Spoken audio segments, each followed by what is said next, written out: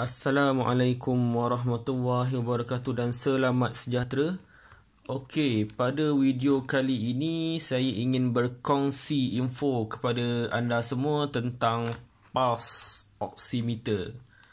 Okey, tapi sebelum tu saya nak buat sedikit penafian bahawa saya bukanlah pakar perubatan ataupun pakar tentang oximeter ini.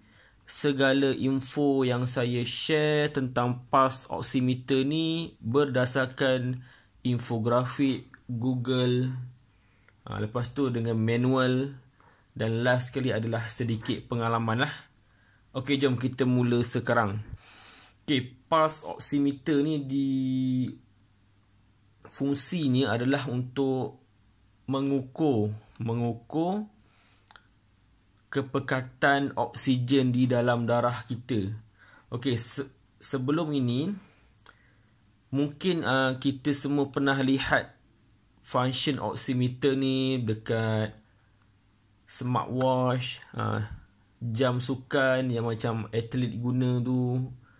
Dia boleh ukur denyutan jantung, nadi, dia boleh ukur pulse kita.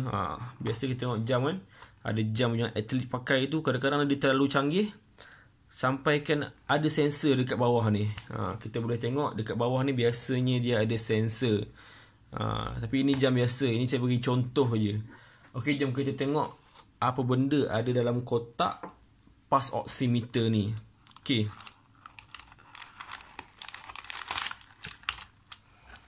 So dalam kotak ni ada pulse oximeter, ada layar dia.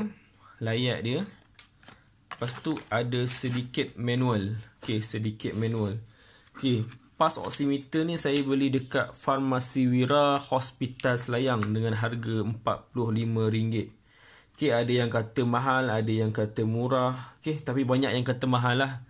Saya beli dekat farmasi tu sebab saya fikir dia trusted. Farmasi hospital jual oximeter. Okey, maksudnya insya-Allah trusted berbanding kita beli kat Shopee. Boleh beli kat Shopee dengan Lazada, tapi pastikan dia punya store tu official pharmacist lah, daripada farmasi. Okey, sekarang kita tengok manual dia, instruction dia. Instruction, ada live indicator, ada LCD display. Okey, nanti boleh baca, kalau dah beli tu boleh baca. Ni cara guna dia. Seelok-eloknya boleh guna pada 3 jari lah. Ibu jari, jari telunjuk dengan jari tengah.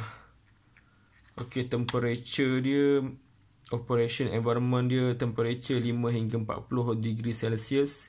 Humidity dia, atmospheric pressure, temperature. Itulah. Okey, so kita akan pergi sedikit infografik. Untuk infografik kita akan pergi sikit. Okey, dekat sini dia akan bagi tahu step-step untuk kita menggunakan oximeter. Okey, step yang pertama adalah tanggalkan pewarna kuku atau kuku palsu sebelum menggunakan oximeter. Yang kedua, berehat sekurang-kurangnya 5 minit sebelum melakukan pengukuran. Yang ketiga, letakkan tangan anda di paras dada ataupun jantung untuk kekalkan tangan pada paras tersebut. Okey, yang keempat, hidupkan pulse oximeter dan pasang di jari tengah atau telunjuk. Okey, pastikan tangan tu berada di dada lah. Yang kelima adalah kekalkan posisi tangan anda dengan pulse oximeter sekurang-kurangnya 1 minit atau sehingga bacaan menjadi stabil. Yang keenam, hanya catatkan bacaan tertinggi jika bacaan tidak berubah selama 5 saat. Okey. Okey, sekarang kita nak test oximeter ni. Kita nak test oximeter. So saya akan pilih jari telunjuk lah. Kita akan buka ni, jari telunjuk. Okey, simple je oximeter dia ni. Okey, ini dia punya data kat belakang tu. Okey, kita akan masuk. Bismillah.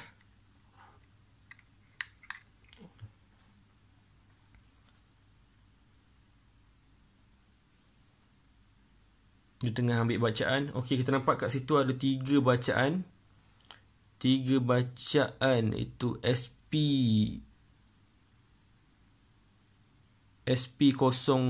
SP oksigen, lepas tu yang tengah tu PI percent, lepas tu yang sebelah kanan tu 77 tu kita punya pulse lah. Dia tengah ambil reading lagi. Dia akan ambil reading. Kita tengok reading yang tertinggi ataupun reading yang stabil berapa. Okay.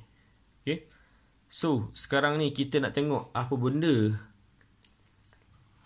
bacaan yang ada 3 bacaan tu kan. Bacaan 96, 64 dengan 85 tu.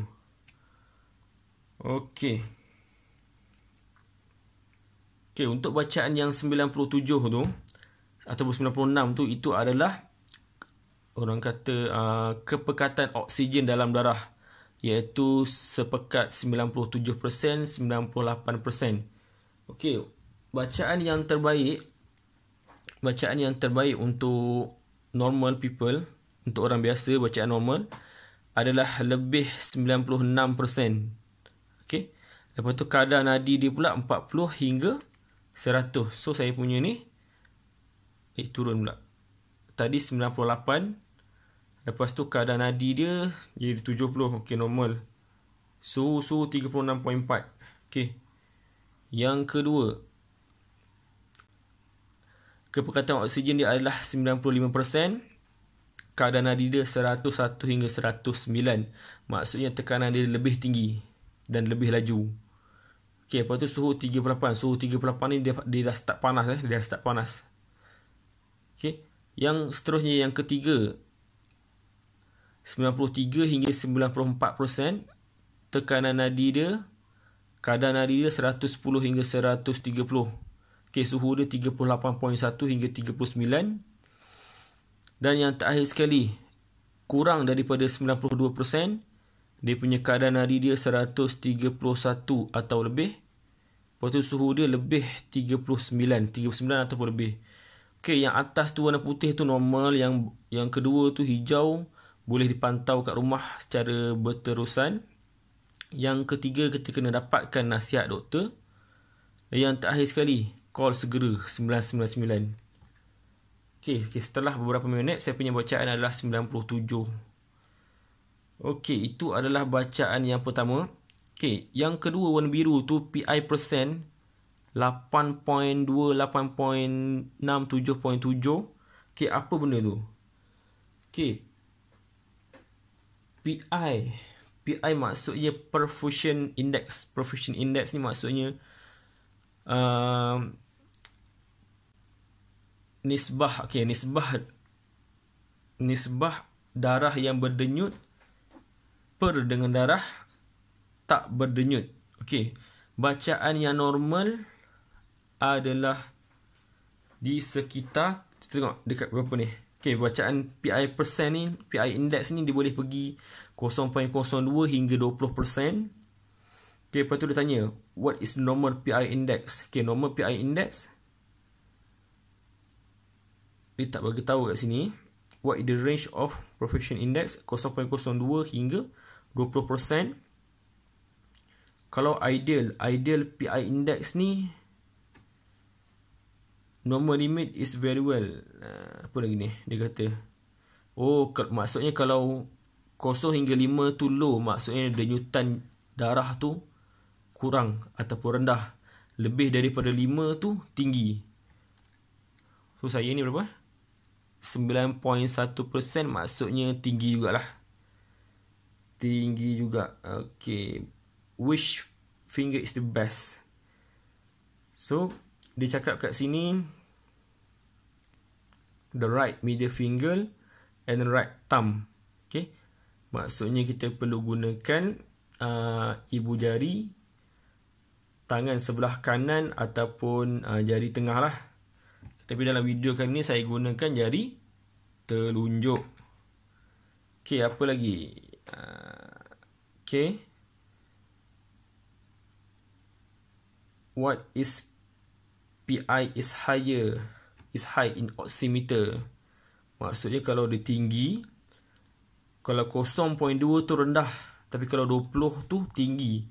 So bila dia tinggi, dia bila tinggi bacaan ni maksudnya kita ada denyutan darah yang tinggi. Okey. Next, macam mana kita nak check? Kita nak check sama ada oximeter ni ori ke tak.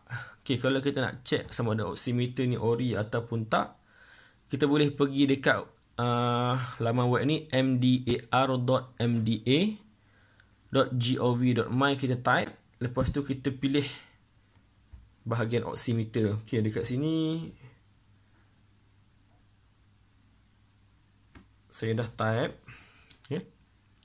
mdar.mda.gov.my front page. Lepas tu kita boleh masukkan device dia tu apa, oximeter. Okay, bila oximeter ni kita boleh check lah name of device dia ni, pulse oximeter. Okay, kita boleh check dia punya pengeluar dia, siapa, tarikh dia, device list dia. Okay, kalau dekat kotak ni, kalau kat kotak ni dia jenama apa ni, jenama apa saya pun tak tahu, model A2, model A2.